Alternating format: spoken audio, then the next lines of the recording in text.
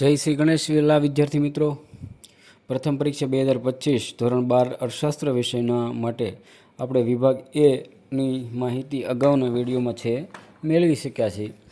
આજે આપણે વિભાગ બી અને સીનો સંયુક્ત વિડીયો છે એ બનાવવાનો છે. પરીક્ષા ખૂબ નજીક છે એટલે કે હવે ઝાઝો સમય નથી, એટલે માત્ર આ વિડીયોમાં પરીક્ષામાં કેવા કેવા પ્રશ્નો આવશે તેની જ માહિતી છે આપવામાં આવેલી છે.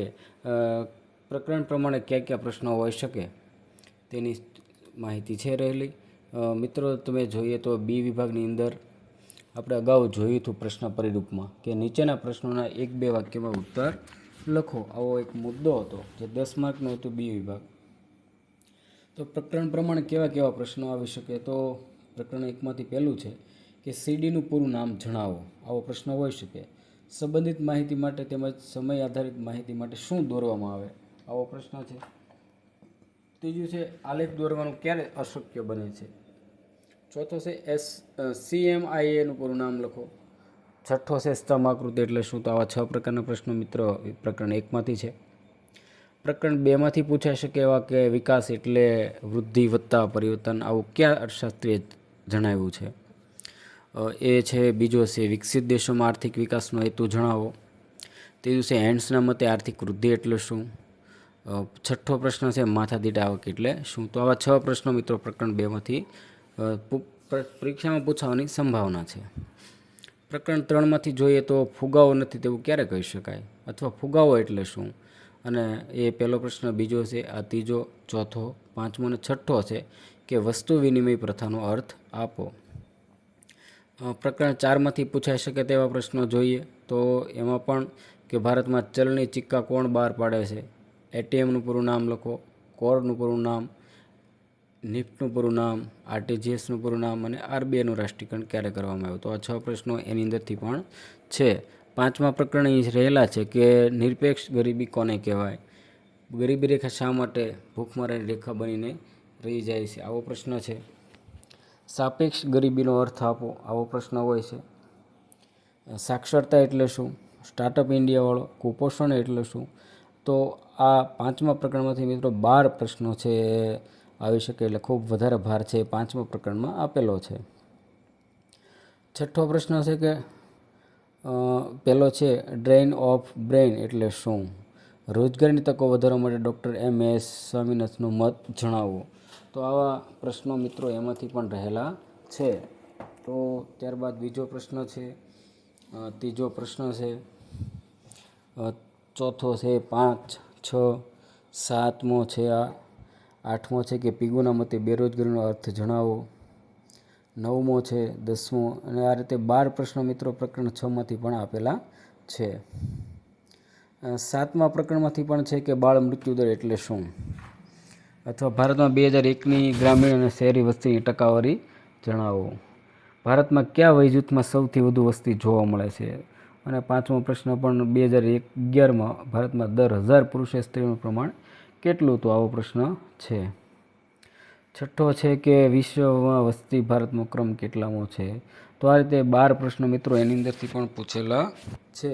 તો આ રીતે એ વિભાગ બી છે એ 10 માર્કની અંદર આવશે અને આવા પ્રશ્નો છે આવી શકે જે પ્રકરણ પ્રમાણેના આપણે જોયા. વિભાગ સીની વાત કરીએ તો એમાં છે કે નીચેના પ્રશ્નોના ટૂંકમાં જવાબ લખો. 24 માર્કનો છે મિત્રો. પ્રશ્ન ક્રમાંક 31થી લઈને 46 સુધી આવી શકે. એમાં પ્રકરણ 1માંથી પૂછાઈ શકે એવા 12 પ્રશ્નો છે કાઢેલા છે. સતત આવૃત્તિ વિતરણ આલેખના પ્રકાર છે. એક્સેલ વર્કશીટ વિશે નોંધ. આલેખના પ્રકાર, સમય આધારિત રેખા આકૃતિ એવા. અને છેલ્લો પ્રશ્ન છે કે પાવર પોઈન્ટ પ્રેઝન્ટેશન વિશે ટૂંકમાં જણાવો. તો આવા 12 પ્રશ્નો મિત્રો પ્રકરણ 1ની અંદરથી પણ છે રહેલા છે. પ્રકરણ 2ની વાત કરીએ તો એમાંથી પણ ઘણા બધા પ્રશ્નો છે કે માથાદીઠ આવકના નિર્દેશકની ગમે તે 2 મર્યાદા સમજાવો. માથાદીઠ આવક એટલે શું તેનું સૂત્ર લખવું. તો આની અંદરથી પણ 9 પ્રશ્નો છે મિત્રો. છેલ્લો પરિણાત્મક અને ગુણાત્મક પરિવર્તનો ક્યાં આવે છે તે જણાવો.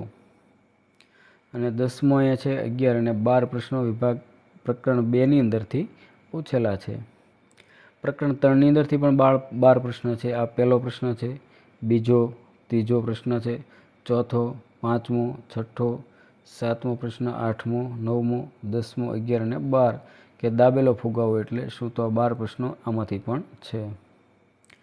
પ્રકરણ 4ની વાત કરીએ તો એમાં પણ છે પેલું કે થાપણોના પ્રકાર જણાવો, વેપારી બેંકના ચાલુ ખાતા વિશે ટૂંકમાં સમજાવો. તો એની અંદરથી પણ 8મો છે કે વેપારી બેંકના પ્રકારો, 9મો છે કે વેપારી બેંકની મર્યાદા અને 12મો પ્રશ્ન પણ છે મધ્યસ્થ બેંકના ગમે તે બે બિન નાણાકીય કાર્યો જણાવો. તો એ પણ ઘણા બધા પ્રશ્નો મિત્રો પરીક્ષાની દ્રષ્ટિએ મહત્ત્વના છે, આપેલા છે. પ્રકરણ 5માંથી પણ SGCY તેમજ PMRYનું પૂરું નામ છે. શિક્ષણનું નીચું સ્તર શા માટે? ગરીબી માટે જવાબદાર સમજાવો. તો આવો પ્રશ્ન છે. એની અંદરથી પણ 3, ચોથો પ્રશ્ન, 5મો પ્રશ્ન, 6ઠ્ઠો, 7મો, 8મો, 9મો, 10મો, 11મો અને 12 પ્રશ્નો મિત્રો પ્રકરણ 5માંથી પણ છે. 6ની વાત કરીએ તો એમાં પણ ખામીયુક્ત શિક્ષણ પદ્ધતિ બેરોજગારી માટે જવાબદાર છે, આ સમજાવો. આવો પ્રશ્ન છે. ચક્રીય બેરોજગારીનો અર્થ સમજાવો. ત્રીજો પ્રશ્ન છે. ચોથો, 5મો, 6ઠ્ઠો પ્રશ્ન, 7મો, 8મો અને 9મો. ત્યારબાદ 10મો પ્રશ્ન અહીં છે. 11મો, 12મો, 13મો પ્રશ્ન, 14મો, 15મો છે કે બેરોજગારીની સમસ્યા હલ કરવા માટે રાજ્યની વિવિધ યોજના જણાવો. તો એ રીતે 18 પ્રશ્નો આની અંદરથી પણ છે. પ્રકરણ 7માંથી તો જન્મદરનો અર્થ આપી જન્મદર માપવા માટેનું સૂત્ર સમજાવો. મૃત્યુદરનો અર્થ આપી મૃત્યુદર માપવા માટેનું સૂત્ર જણાવો. આવા પ્રશ્નો છે.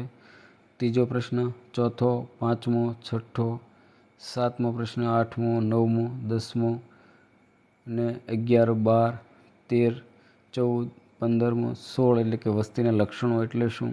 17મો અને 18મો. તો આ રીતે 18 પ્રશ્ન સુધીના મિત્રો અહીં છે આપેલા છે. તો આ રીતે આપણે વિભાગ BCની માહિતી છે મેળવી. તો આ રીતના પ્રશ્નો છે તમારી પરીક્ષામાં પૂછાઈ શકે તેવી પૂરેપૂરી શક્યતાઓ રહેલી છે. એવા પ્રશ્નો મિત્રો આપેલા છે.